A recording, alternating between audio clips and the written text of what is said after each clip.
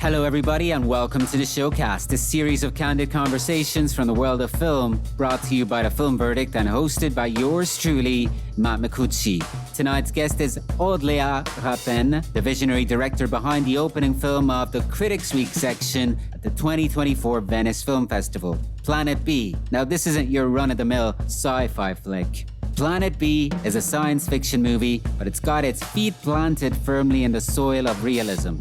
Picture this. A group of eco-activists, driven by their passion to save the planet, find themselves trapped in a mysterious and nightmarish world. It's dystopian, it's haunting, and it's set in a future that might not be as far off as we'd like to think. Rapin draws heavily from the social and political tensions of our time, blending them with the ever-looming rise of technology. We're going to unpack all that tonight.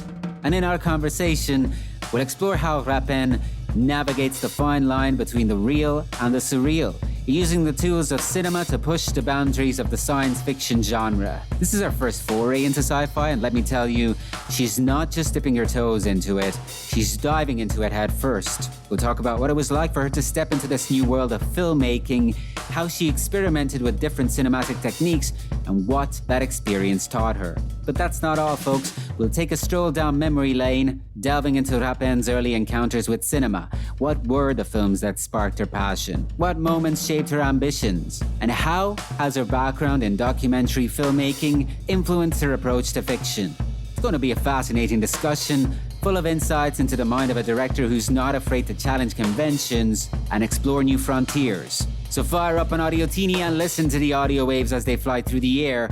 This is the Showcast. Aude Léa Rapin, welcome to the Showcast. Oh, nice to meet you. So I'm happy to meet you and looking forward to our conversation about Planet B opening this year's Critics' Week at the Venice Film Festival. Pretty exciting, but this is the first time we speak. And what I like to do for this podcast series is I like to just break the ice by asking the people I speak with, artists, industry professionals, what have you, a very simple question. What's your earliest memory of cinema? That's a good question. My dad was actually teaching English. And when I was a kid, he didn't want us to see films with the French doubling. We got the English films, international films. They were all doubled in French. So we were living in a very countryside area. And it was really difficult to get films in English version. So one day he decided I was big enough to see a film in English, subtitled in French, and he decided to take us an hour and a half away from where we lived to see the film. I hope the English title is correct. It's Men and Mice, or Mice and Men. Of Mice and Men, yeah. Of Mice and Men. And I was like 8 years old. It was the first time I was seeing something so violent, so true, so human, intense, like from my kid's perspective. And I was really moved and probably a bit shocked. And it was a very strong, I have a strong memory of that moment, even though I didn't get everything from that film. And I had to see it again a few years after that. But that's the first memory I have of cinema. Awesome. Was that also the time when you started thinking that you maybe like to make your own movies one day?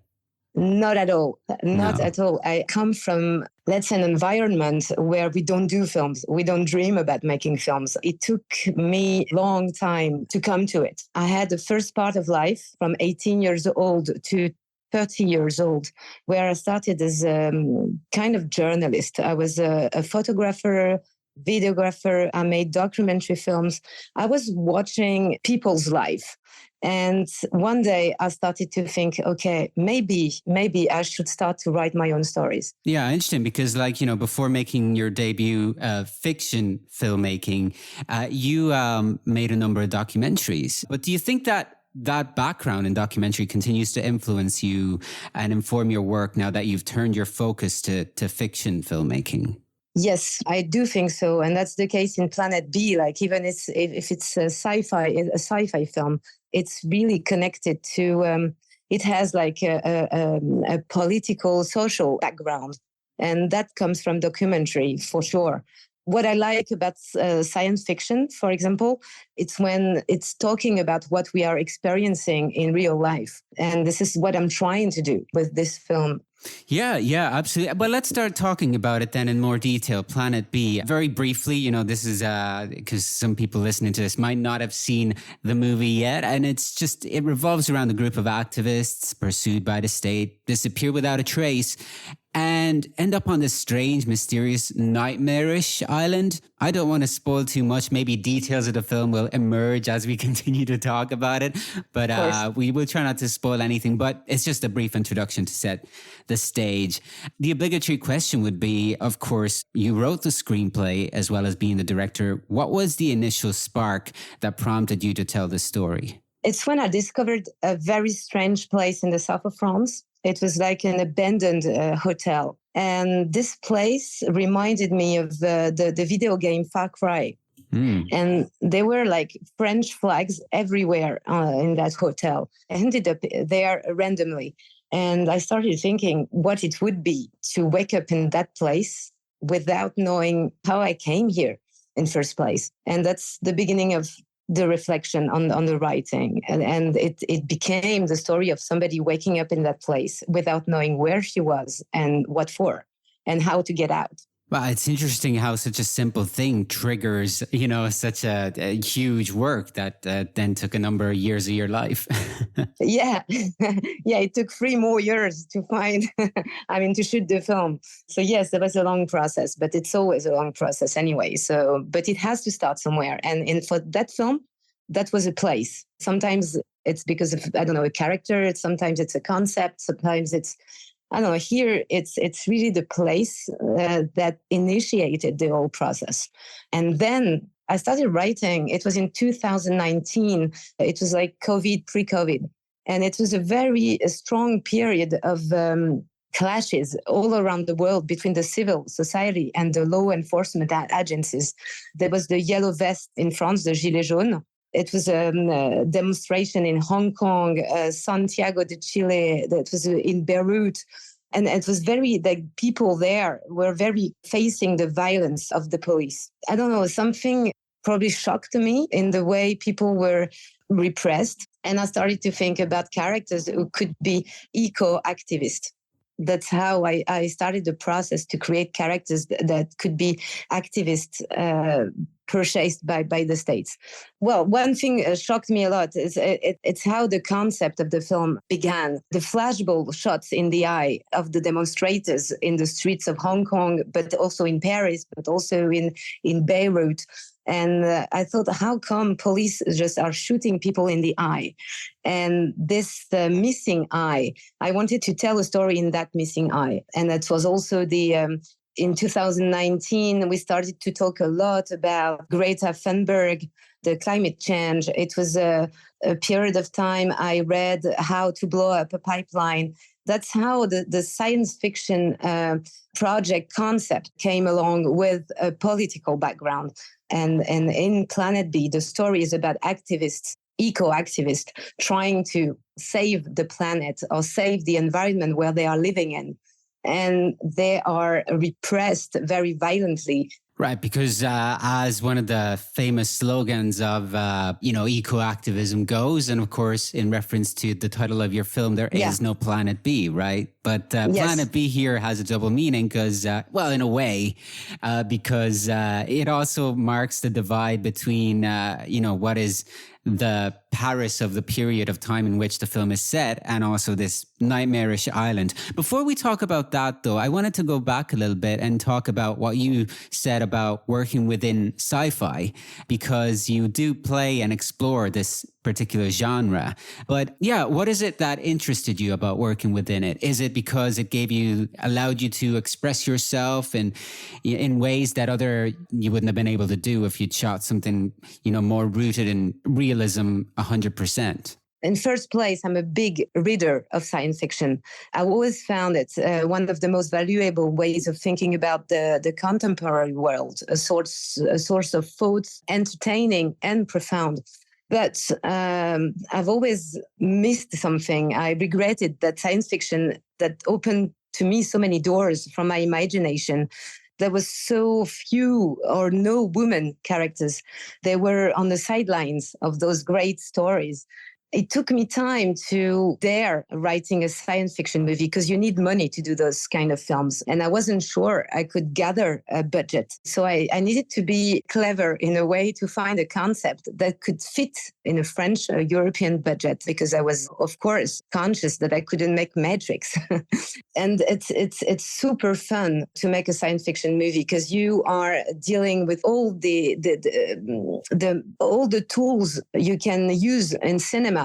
You are using music, effects, sound effects, visual effects, set effects, also the makeup. It was a very rich experience to have the chance to deal with all the tools that are existing in cinema, which is the first time for me, actually. And I hope not the last time. That was really like something I wanted. I wanted to discover everything I could with this film. Yeah. Explore. Like infuse, I guess, also your own personality within traditional science fiction tropes, right? Yes, when you start your career, it's only my second feature film. There's always this struggle in yourself with a legitimacy. Science fiction, it's for the people. It's so American. It's so the American films, big budget films. It's not our main culture in Europe. Yeah. So to dare going into it, you have to be surrounded by people who believe in you, by your team. My team is really young, creative. They come from everywhere. I have people from Belgium, from Rwanda, from France, I don't know. We have like so many nationalities, so many young people. Like most of my team, they are under 30 years old. Because thanks to all this creativity, we actually achieved to make the film. But it's a big struggle, once more, with legitimacy. And that was my biggest, let's say, the biggest difficulties I had to go through. Yeah. And I'm glad that you mentioned, your multicultural cast of characters, and actors. The fact that, the two protagonists of this film are women, because as you mentioned, there's been a lack of that notoriously. I mean, we remember Sigourney Weaver, an Alien, she instantly comes to mind. But then after that, it's already a struggle to think of other ones in major science fiction films. And the fact that you needed to achieve that legitimacy, although it's ironic because in a way, France, through the works of Georges Méliès, kind of invented the sci-fi genre when we think about it, right? So, and Méliès it's really like how to invent effects with nothing. It's a really cool inspiration and thing. This is something I was thinking about on the set when we had to invent effects that we couldn't afford. It's how to make things possible when you don't have the money for that, and that's a big challenge. And it's really cool. Yeah, I mean, I'm a big fan of jazz music, so improvisation is part of the one of the driving, one of the main elements of that particular type of music, and so I love to hear that. Experimentation was part of the process of Planet B as well, which is great. But how important was it for you to have kind of an idea of also the look of the movie? Like, while you were writing this screenplay, could you already picture in your head what the film would look like? Yes and no. There is things I knew because I knew, for example, the place I discovered in 2019 that inspired the film was the place where we shot the film. So we had the chance to shoot the film there. So that was something, that was a place where I came back all along the process of writing. And then when we started really the process of shooting, of preparing the shooting, we had this intuition, which is not part of the French cultural way of making films, that we needed an artistic designer, and not only a set designer, somebody who could actually help me with the picture, with the set design, with the costumes, with the makeup, somebody who could be in charge of the whole look of the film.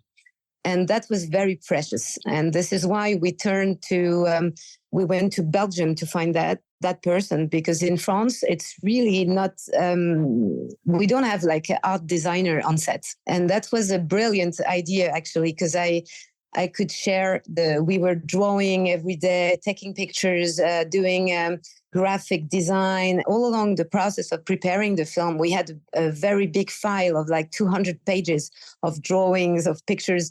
And that was really inspiring for the DOP after that. For the lights, we knew what film we were doing. Everybody knew what film we were doing thanks to that job. I thought it was very interesting that at the start of the film text, it tells us that it's set in France in 2039, which doesn't seem too distant in the future. And Lord knows how time flies. But why the decision to set Planet B at this particular time and place rather than maybe later on? I don't know, because maybe I'm a part of a generation not knowing what the future will look like. And I cannot there was a period of times where cinema was doing dystopian stories in within 200 years, like Alien, for example. But now on, we are so facing chaos and catastrophe everywhere, every day. It's really difficult to be a human being at the moment on this planet and go into very long time dystopian stories. Sometimes I feel like we are already trapped in a dystopian world, even though in Europe we are quite, Western Europe, we are quite still protected. But maybe because I have a daughter, she's 8 years old, and I'm very concerned. I'm concerned. What her life will look like when she will be my age. And that's how I kind of decided to put it in 2039. It's tomorrow. It's actually tomorrow. I don't know what's going to be, how will 2039 look like. But one thing is sure, is that we are facing climate destruction, climate change. And this is pollution, for example, pollution of the air, of the water. This is a big deal. And this is a big deal that the next generation will be facing much, much harder than we are at the moment. That's why I wanted to picture that. I wanted to imagine how somebody 20 years old, 18 years old, what that person will live within 20 years. Yeah, and we spoke enthusiastically about experimenting with technology and making this film. But as far as the movie is concerned, I also felt that, the application of technology for reasons that are less positive, let's put it that way, was also quite frightening. Is this something else that concerns you? And in general, just how humanity is maybe threatened a little bit? Yeah, of course. When you see Elon Musk being part of the biggest partner of Trump in the United States, you have reasons to be worried. We know for a long time that technology is not something that only makes life better. It's also a way of controlling, a way of dealing with the population. With China is doing filming the population from morning to evenings. All this debate on our data, how they are used. When I was writing Facebook, Meta was initiating a project about building the first metaverse that didn't succeed yet, but 10,000 people are working on it. Tomorrow, if we can live in a metaverse, if we can, if we can meet each other in a virtual world, we can also probably jail the people in that world. We can do everything we want in the virtual, or the technology can be used against as a Planet B, actually. Yeah, as a Planet B. You're right. Yeah. Obviously, this is a film that definitely is going to have people talking and thinking, which is great because it's great to see also a science fiction film that does this, because in the great tradition of some of the best science fiction films that have been made. And it was a pleasure chatting with you about it. Thanks very much. Thanks to you.